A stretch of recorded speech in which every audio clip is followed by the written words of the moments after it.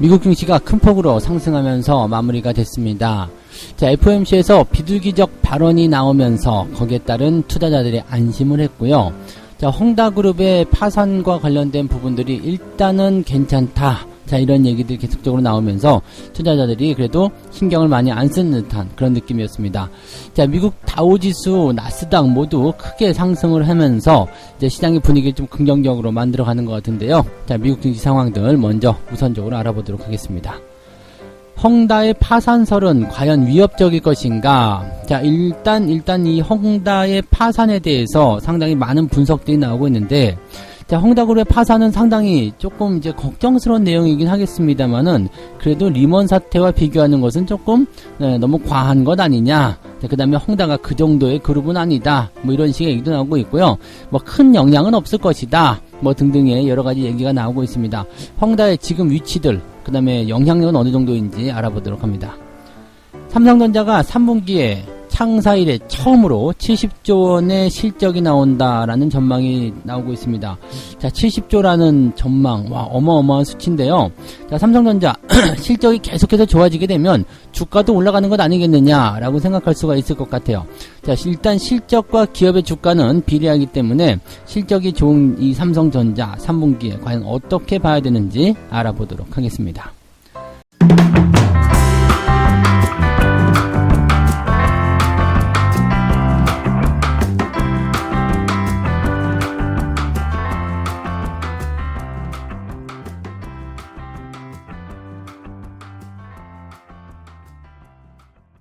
네, 반갑습니다. 자, 오늘은 9월 23일입니다. 오늘이 추분입니다.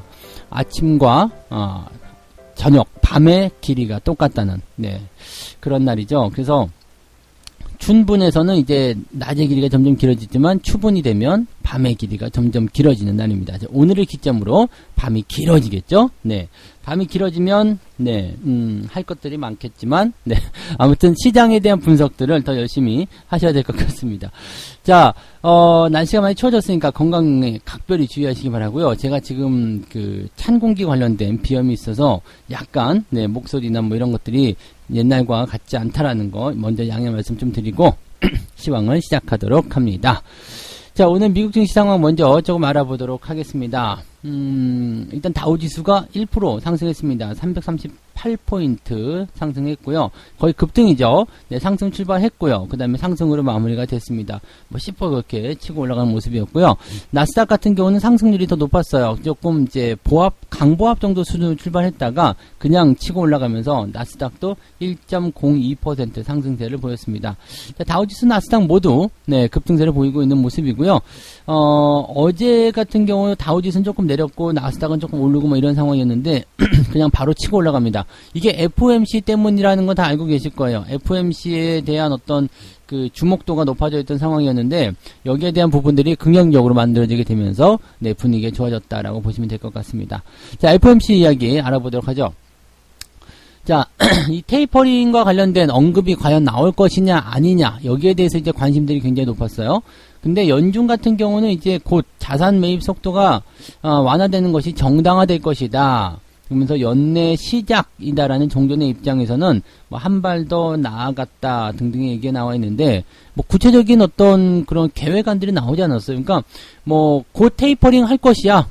테이퍼링 할 수밖에 없을 것이야. 여기에 대한 부분들이 정상화될 수 있는 어떤 지표들이 나오게 될 것이야. 라고 얘기했지만 실질적으로 그래서 언제 한다고 그래서 어떻게 할 건데 이런 것들에 대한 이야기는 하나도 없어요. 즉 예를 든다면 이제 11월 달에 시작할 겁니다. 뭐 매달 100억 달러씩 줄여가지고 어떻게 하겠습니다. 라는 식의 이야기가 나와줘야 되는데 테이퍼링 곧 할 거야.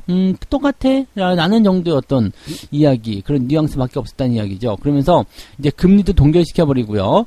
금리 인상의 시기가 이르면 내년으로 빨라질 수 있다라는 얘기가 나왔습니다. 자, 일단은 뭐 최소 2023년에 인상이 이루어질 것이다 라는 얘기도 있지만은 FOMC 위원 중에서 절반 정도 되죠. 9명이 내년에 인상을 하겠다라고 얘기가 되어 있습니다. 그럼 나머지 절반은 2023년 정도 인상이 될 것이다 라고 되어 있는 부분인데 2023년이면은 오늘이 지금이 2021년이에요. 그러면은 2022년도에 진행이 된다고 하더라도 그건 연말이 돼야 돼요. 왜냐면 테이퍼링이 끝나고 나서 금리 인상 들어가는 거예요. 그렇기 때문에 테이퍼링이 만약에 11월이다 10월이다. 그러면 금리 인상은 12월 뭐 이런 식으로 늘어나야 되는 부분이겠죠. 그러니까 지금 테이퍼링의 시기가 늦어지면 늦어질수록 금리 인상 같은 경우는 2023년으로 넘어갈 수도 있고 2022년이 되더라도 테이퍼링이 끝나는 시점 적어도 1년 잡을 테니까요. 뭐 적어도 12월 정도. 그러니까 연말 아니면 2023년이죠. 그러니까 야, 지금 금리 인상을 걱정할 필요는 없을 것 같아라고 얘기가 될 수 있는 내용이 되겠습니다. 그래서 뭐 그런 정도 상황인 것 같고요. 테이퍼링의 발표가 뭐 11월 정도에 나온다는 것은 우리가 어느 정도 예상을 하고 있어요. 그래서 또 이걸 가지고 계속 울거 먹으려는 모습이 나오겠습니다만은 뭐 그 정도면 예상했던 대로 되는 거 아니겠느냐? 주가 이미 반영되었다. 뭐 이런 식으로 나올 것 같아요. 그러니까 뭐 특별하게 시장이 여기에 대해서 걱정거리를 이제 갖고 있었지만 이게 걱정은 뭐였어요? 9월 달에 할 수도 있다. 이런 얘기들, 그 다음에 당장 다음 달부터 시작하는 거 아니야? 이런 걱정거리가 있었는데, 이제 11월 달까지는 그런 얘기가 나올 일이 없잖아요. 그러니까 11월까지는 안심이다라는 어떤 마음이 좀 누그러지는 그런 모습이 좀 나타났겠죠? 그런 내용이었을 테고, 일단은 뭐 미국 증권사 전문가들도 이렇게 얘기합니다. 연준의 긴축이 예상한 것만큼 매파적이지 않았다, 비둘기적이었다라고 얘기하면서 시장이 조금 안심해도 괜찮다라는 이야기를 좀 전해준 것 같습니다. 자, 국내 증시 상황도 한번 봐야 되겠는데요. 우리나라 코스피 증시 같은 경우는요, 지금 최근에 이제 세계 시장 대비해서 상승률이 제일 안 좋다라는 평가가 나오고 있습니다. 뭐 말만 들어보면은 뭐 우리나라 증시 뭐 아우 개판이야 막 이렇게 얘기 나올 수 있겠는데, 작년 같은 경우는 우리나라 증시 상승률이 굉장히 높았어요. 네, 다른 해외 국가 대비해서, 다른 그 지역 대비해서 국내 증시의 상승률이 굉장히 높았다. 그리고 올해 같은 경우는 이제 상대적으로 낮았었던 상승률을 보이는 유럽과 뭐 어떤 미국 같은 경우는 계속 올라가죠. 그러니까 유럽 같은 시장 이렇게 상대적으로 상승률이 낮아 있었던 그런 국가들의 주가가 올라오면서 어느 정도 키 맞추기가 일어나는 것이다라고 보시면 되겠습니다. 자, 지금 이 분석이 약간은 좀 그 힘을 좀 실을 수 있는 부분 중에 하나가 뭐냐면, 우리가 코스피나 코스닥 같은 경우도 마찬가지거든요. 또 대장주, 그 다음에 2, 3등주 이렇게 살펴보면은 일단 주가가 코스피가 먼저 빵 치고 올라가죠. 빵 치고 올라가면 코스닥이 따라붙지 못해요. 왜냐면은 대형주가 가면 대형주 쪽으로 자금이 쏠리거든요. 그럼 중소형주가 잠깐 쉬어요. 근데 대형주가 계속 올라갈 수 없거든요. 어느 정도 한계점에 다다르게 되면 다시 자금들이 중소형주로 빠져들어서 다시 닥을 올려놓고 코스피는 좀 쉬어가고 이런 식으로 키 맞추기 해서 일어나는 거거든요. 이건 전 세계적으로 본 때도 그래요. 뭐 한국 국가가 계속적으로 올라갔다. 그러면 한국에 투자하고자 하는 투자자들이 늘어나서 뭐 주가는 올라갈 수 있겠지만 다른 지역에 비하면 고평가가 나타날 수밖에 없거든요. 그러면은 이제 한국에 대한 어떤 차익 실현이 일어나게 되면서 다른 쪽으로 들어가서 상대적으로 수익률이 낮았었던 밑에 쪽에 있는 국가들의 수익률을 올려놓고 또 다시 그쪽이 만약 고평가 됐다 그러면 다시 또 한국 쪽으로 오고 이런 식으로 하는 부분들이 됩니다. 그러니까 지금 현재 시점에서 본다라면 뭐 백신과 관련된 그런 뭐 방역 국가들 이런 쪽으로 뭐 자금들이 넘어가는 부분도 당연히 있겠습니다만, 실적이 좋고 성장성이 좋고 경기가 좋다고 해가지고 무조건 주가가 올라가는 것은 아니고요. 수급이 들어와 줘야 되는데, 수급의 입장에서도 그동안 많이 올랐다라고 된다라면 차익 실현에 대한 부분이 나타나게 되면서 주가를 조금 누를 수도 있다는 얘기죠. 그러니까 우리나라 같은 경우도 차익 실현을 하기 때문에 코스피는 하반기 탄력이 약해졌었다라고 되어 있는 부분이고, 외국인들 입장에서도 국가별로 자산을 배분할 때 많이 올랐네? 그렇다면 여긴 조금 일단 놔두고 저쪽으로 들어가자. 저쪽은 좀 차익 실현 좀 들어가봐. 이런 식으로 이 전략, 자산 배분 전략을 짤 수가 있다는 얘기겠죠. 그러니까 지금 현재 시점에서는 이제 조금 한국 증시는 내려간다기보다는 숨고르기, 옆으로 좀 쉬었다가 다른 국가들이 올라올 때까지 기다려주는, 왜냐면 눈높이가 맞아져야 될 거 아니에요. 눈높이가 맞아지고 나면 여기 한국 역시 매력적이네, 더 올라가자, 이런 식으로 자금이 들어올 수 있다는 얘기가 되는 거겠죠. 그러니까 그런 식의 포지션들 좀 보시면 되겠고요. 뭐 중국과의 어떤 교육 이슈가 가장 많은 국가이기도 하기 때문에 또 그런 영향들도 좀 많이 받았을 것이다 라고 생각되고 있지만, 전체적인 상황에서 본다라면 그렇게까지 큰 그런 코스피의 어떤 변화, 그런 부분들이 중국 규제가 다 포함되지 않았을 것이다 라고 보시면 될 것 같습니다. 그래서 지금 코스피나 코스닥 같은 경우 우리는 한국 증시로 놓고 본다라면 현재 시점에서는 그냥 작년 하반기에 많이 올라왔었던 부분에 대한 숨고르기가 오랫동안 지속되는 것 뿐이다 정도로만 생각하시는 게 맞을 거예요. 그래서 증시가 뭐 크게 하락할 만한 이유 사실은 없고요. 그 다음에 뭐 상승에 대한 포지션도 어느 정도 이제 좀 폭발적으로 증가할 수 있는 그런 탄력도 조금 약한 편이겠죠. 근데 외국인들이 서서히 매수가 들어오고 있으면서 받쳐주기 시작한다라면 주가 상승은 충분히 진행될 수 있을 것이다 라고 보셔도 좋을 것 같습니다. 그래서 큰 걱정을 하지 않으셔도 될 것 같은 그런 느낌이겠죠. 뭐 일단은 헝다그룹 때문에 걱정도 많이 있었을 텐데 뭐 큰 문제는 없었을 것 같습니다. 두 번째 이야기에서 헝다그룹 이야기 조금 다뤄보도록 하겠습니다. 자, 헝다가 파산을 한다. 자, 그렇게 된다라면은 세계가 주시할 수 있는 어떤 그런 큰 파장이 될 것인가, 뭐 그런 것들에 대한 이야기고요. 일단은 파산, 기업이 파산하는 것에 대한 첫 번째 조건은 돈을 갚지 못했을 때 파산이 되는 거죠. 뭐 개인 파산도 마찬가지고요. 일단은 기업들 같은 경우는 부채가 많기 때문에 이 부채를 어떻게 갚을 것이냐 여기에 대한 부분입니다. 반대로 얘기하면 부채가 없는 기업들은 어떻게 돼요? 절대로 망할 일이 없겠죠. 왜? 빌린 돈이 없고 내 돈으로만 하는데 뭐 사업이 조금 안 된다 하더라도 그냥 내 돈 가지고 버티면 되는 거거든요. 그래서 기업의 가치를 평가할 때 항상 부채 비율과 유보율을 살펴보시면 이 기업이 망할 기업인지 망하지 않을 기업인지 대충 아실 수가 있어요. 그것만 가지고서도 여러분들 충분히 망하지 않는 기업을 가려낼 수 있으니까 나중에 재무제표 확인하실 때 부채 비율이 낮고 100% 이하로 돼야 되겠죠. 그 다음에 유보율이 1000% 이상 되는 그런 기업들은 절대로 망하지 않습니다. 그러니까 그런 기업들 뭐 뻘짓하지 않는 이상은 망하지 않으니까요. 그런 기업들의 일단은 재무 조건 이렇게 포함시키는 거 괜찮을 것 같아요. 자, 다시 본론 들어와서 자, 헝다 같은 경우는 이제 지금 빚이 350조가 된다고 그러죠. 어마어마합니다. 이게 핀란드의 국가 GDP보다도 많은 그런 수치라고 하는데 그런데 이게 기업의 어떤 그런 부분들을 어디 뭐 좀 다른 규모가 작은 국가들의 그런 GDP랑 비교하는 건 좀 무리라고 생각합니다. 그죠? 그렇게 따지면은 삼성전자 시가총액은 핀란드보다 훨씬 높고 막 그런 부분이잖아요. 그러니까 지금 이렇게 따지면 안 될 것 같고요. 아무튼 그 정도 규모로 많다라는 이야기죠. 어느 한 국가의 GDP보다 많다. 뭐 이렇게 얘기를 따지게 되면 끝도 없을 것 같아요. 근데 어쨌든 그 정도로 많다라는 이야기 되는 것 같고요. 지금 23일이죠, 오늘. 두 종류 채권에 대한 이자로 988억과 425억 원을 갚아야 한다라고 되어 있습니다. 하나는 이제 달러채예요. 달러 채권인데, 자, 일단은 그 은행, 금융사에서 빌린 돈 이런 것들도 다 갚아야 되는 그런 상황이긴 한데 22일날 이제 공시가 나왔어요.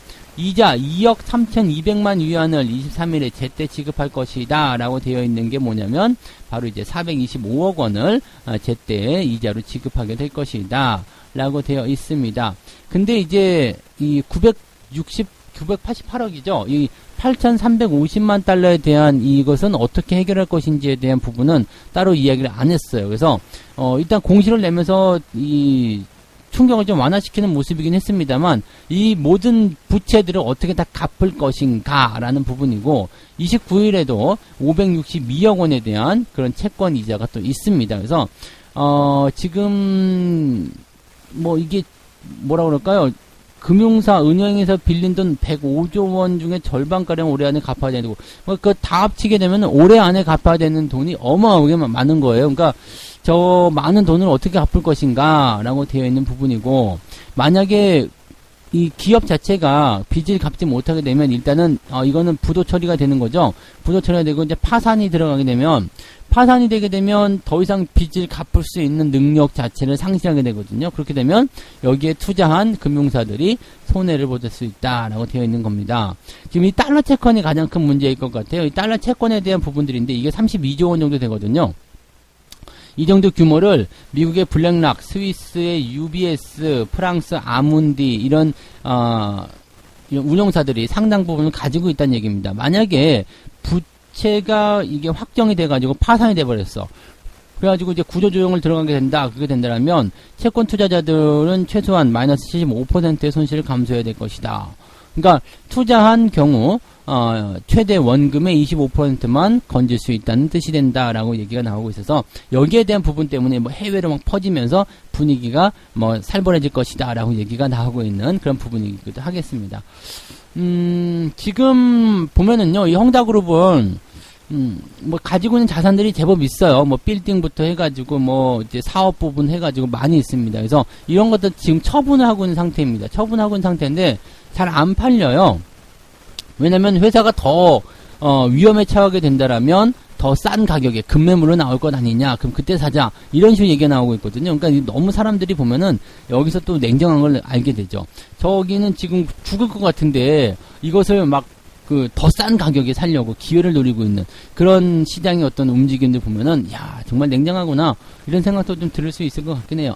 근데 어쨌든, 회사가 이제 이런 비사업 부분을 다 정리를 하기 시작하고 자산 규모를 축소하기 시작하면서 이제 대출을 막을 것이다, 이 부채를 막을 것이다 라는 부분으로 가고 있는 내용이 되는 거고요.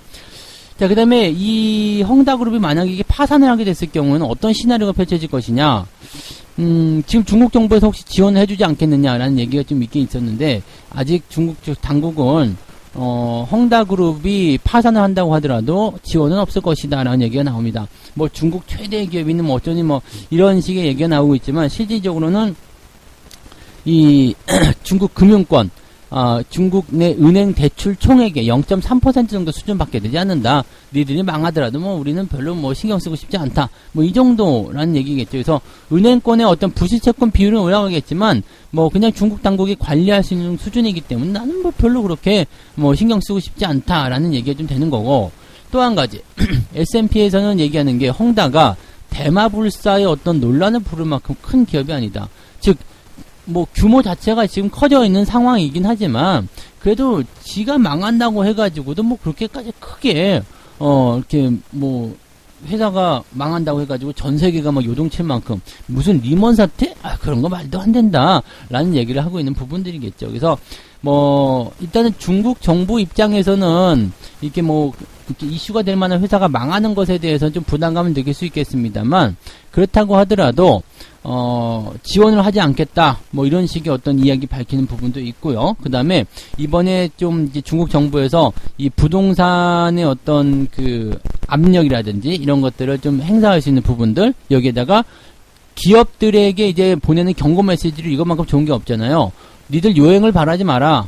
중국 정부가 이 공산당이 얼마나 힘이 센지를 니들이 잘 기억해. 기업들 너희들 조심해. 지금 규제하고 있는 것 중에서 가장 큰 파장이라고 좀 보시면 될 것 같은데, 그러한 내용을 좀 보시면 될 것 같아요. 그러니까 중국 정부가 이미 헝다그룹을 뭐 버린 그 이후의 시나리오를 이미 다 만들어냈을 것이다 라고 얘기하는 부분이고, 자, 걔네가 파산했다 하더라도 당장 영향은 없을 것이다, 이렇게 결론을 내렸기 때문에 큰 문제가 없을 것이다 라고 얘기하는 부분이겠죠. 그러니까 시장 전체적으로 봤을 때 이슈가 될 만한 내용이긴 해요. 그렇지만 이것이 그렇게 세계 경제에 영향을 줄 만큼 그 정도로 큰 상황은 아니다. 그 파산을 하면 파산해라. 니들 그렇게 없어진다 해도 상관없다 라고 얘기가 되는 부분이겠죠. 그러니까 이 헝다 같은 경우만 지금 굉장히 똥줄이 타는 그런 상황이 좀 됐다고 보시면 되겠어요. 그래서 뭐 자산 매각부터 시작해가지고 전부 다 이제 뭐 다 정리하고, 그렇게 해서 이제 규모가 많이 축소되는 그런 작은 회사로 되다가 결국은 없어질 수도 있는 뭐 그런 상황이 될 수 있겠습니다만, 피해는 항상 그쪽에 들어가 있는 투자자들이 보는 거겠죠. 중국 서민들 보면은, 뉴스에 보면은 계속 뭐 내 돈 사기 당했어요, 그래서 울면서 막 그런 모습이 있는데, 그런 대기업이 갑자기 이렇게 파산하게 되면 정말 앞이 깜깜할 것 같기는 합니다. 근데 어쨌건 시장에 미치는 영향은 그렇게 크지 않을 것이다 라는 부분으로 생각하시면 될 것 같아요. 네. 그래서 헝다그룹에 대한 이슈 가지고 굉장히들 많이들 이야기하고 뭐 리먼 사태고 어쩌고저쩌고 막 얘기하는데, 리먼 사태와는 급이 다르다라는 것만 알고 계시면 될 것 같습니다. 네. 자, 세 번째 이야기 합니다. 삼성전자가 3분기에도 가을거지, 자, 매출이 사상 첫 번째 70조 원 돌파를 할 것이다 라는 전망이 나왔습니다. 자, 반도체와 스마트폰 사업 호조에 힘입어서 올해 3분기 사상 처음으로 분기 매출 70조 원 달성할 것이다. 야, 70조 원이라뇨? 이게 1969년 회사 설립 이후에 처음으로 분기 70조 원 돌파다라고 얘기가 되어 있습니다. 어마어마한 부분입니다. 삼성전자 왜 이렇게 잘 나가요? 삼성전자 실적 너무 좋은데 왜 이렇게 잘 되는 거야? 라고 이제 생각을 해볼 만한 부분이기도 하겠습니다. 이게 경기가 안 좋은 거 맞아라는 느낌이 들 정도로 계속적으로 이제 주가가 상승하고 있는 모습이고요. 자, 얼마 전까지만 하더라도 디램 가격 하락한다 어쩐다 그래가지고 뭐 외국인들 차익 실현 들어가고 막 그랬잖아요. 그러다가 주가가 푹 떨어지고 나니까 어떻게 됐어요? 외국인들이 밑에서부터 살살살살 좀 받아가는 그런 형태의 모습들. 그때 우리도 같이 매수하니까 상승률이 괜찮은 모습이잖아요. 그러니까 삼성전자의 실적이 70조 원 돌파한다는 것은 어떤 의미가 있냐면 아직 살아있네, 네, 괜찮네, 여기가 바닥일 수도 있겠네 라는 생각을 할 수 있는 내용이 되는 겁니다. 자, 지금 보면은 코로나 발생 이후에도 최근 4개 분기 동안 분기 평균 영업이익이 10조 원을 상회했다. 그러니까 영업이익이 10조 원대를 계속 넘어가고 있는 상태가 됐다라고 보여지는 부분인 건데, 최근에 이제 뭐 반도체 생산 라인과 관련된 부분에서의 어떤 수익성이 부정적이었다는 것을 감안하면 아주 좋은 실적이라고 봐야 되는 거죠. 그리고 지금 보면은 이제 반도체라든지 이런 쪽에서, 그다음에 뭐 모바일 핸드폰 있잖아요. 이런 쪽에서 이제 실적이 굉장히 좋은 것 같아요. 3분기 스마트폰 출하량이 7천만 대 내외로 전망된다라고 하는데, 요즘에 뭐 G 폴더, 네, 이렇게 뭐 접었다 폈다 하는 핸드폰 있잖아요.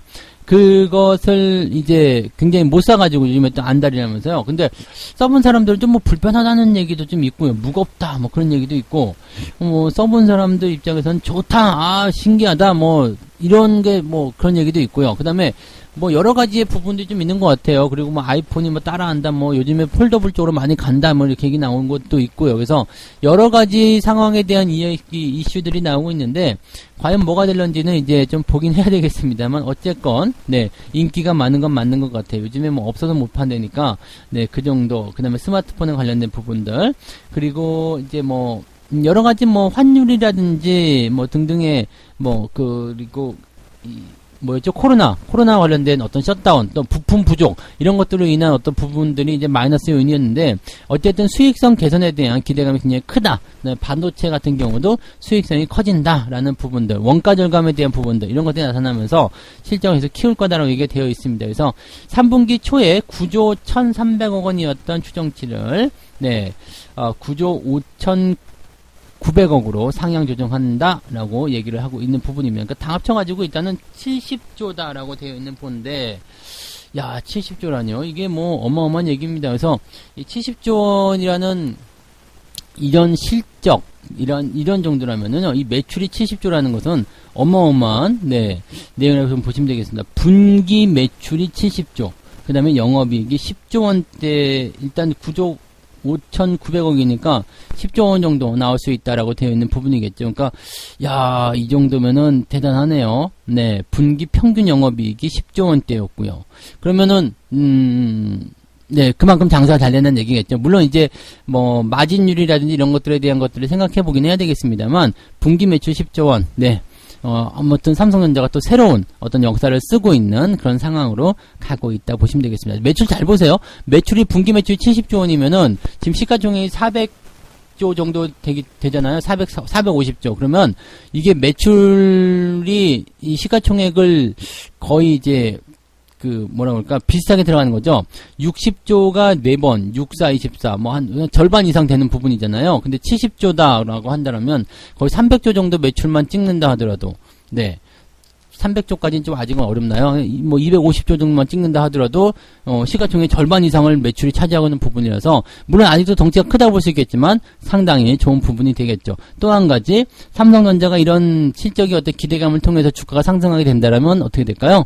당연히 주가가 상승하게 될 테고요. 주가가 상승하게 된다면 어떻게 될까요? 전체적으로 분위기도 좋아지겠죠. 삼성전자가 상승할 때는 코스피 지수가 웬만해선 떨어지지 않는다라는 것도 생각해 볼 만한 부분이겠죠. 삼성전자, 하이닉스가 같이 움직인다. 그러면 주가는 어지간하면 올라간다는 것도 생각해 볼 만한 내용이 되겠습니다. 그래서 분위기가 그렇게 나쁠 것 같지 않아요. 일단 뭐 악재적인 요인소들이 명절 지난 동안 다 제거가 돼 버렸고요. 그 다음에 기대감만 남아있는 상태에서 이제 새로운 시장을 맞이하게 됐기 때문에 긍정적으로 우리가 생각하셔도 괜찮을 것 같습니다. 자, 그 정도로 해서 우리가 세 가지 이야기 한번 풀어봤다 보시면 되겠고요. 오늘 FOMC에서 비둘기적인 발언을 통해서 급등세를 보였다는 것, 그다음에 헝다의 파산설은 위협적인가, 뭐 그다지 위협적이지 않았다는 거, 삼성전자가 첫 번째 70조 매출 나온다, 이 부분 긍정적인 내용으로 작용이 됐습니다. 70조 실적 대단한 거죠. 영업이익은 10조 원대, 매출은 70조대. 야, 분기로서 이 정도면 훌륭한 거죠. 이렇게 봐주시면 될 것 같습니다. 자, 책 한 곡 읽고 마무리하도록 하겠습니다. 호황이 앞서지 않은 주가 폭락은 없다. 또 주가 폭락으로 끝나지 않은 호황도 없다. 호황일 때 투자자들은 특히 방자하다. 행복감에 쌓인 그들은 풍선이 터질 수 있다는 걸 망각한다. 해양학자는 밀물, 썰물의 차이를 1초 안에 계산할 수 있지만 증시 폭락의 정확한 시점이나 강도를 투자자는 절대로 예견할 수가 없다. 무슨 얘기냐면요. 호황이 없는 주가 폭락은 없다는 얘기입니다. 즉 주가가 크게 올라서 뭐 경제가 완전 좋아져서 사람들이 걱정거리가 없을 때 그때가 경계를 해야 될 텐데 지금 걱정거리가 너무 많죠. 그렇다면 걱정하지 않아도 된다는 이야기로 생각하시면 된다는 얘기가 되겠습니다. 아시겠죠? 네. 자, 오늘도 여러분들 네, 성공 투자 이뤄내시기 바라고요. 생각했던 것보다 시장은 큰 걱정거리는 없을 것 같다라고 생각하시면서 느긋하게 출발하시면 될 것 같습니다. 자, 오늘 여기서 마치도록 하고요. 저는 장중시황에서 다시 오겠습니다. 고맙습니다. 본 방송에서 제공되는 모든 정보는 투자 판단의 참고 자료이며 투자의 최종 책임은 본 방송을 이용하는 본인에게 있습니다.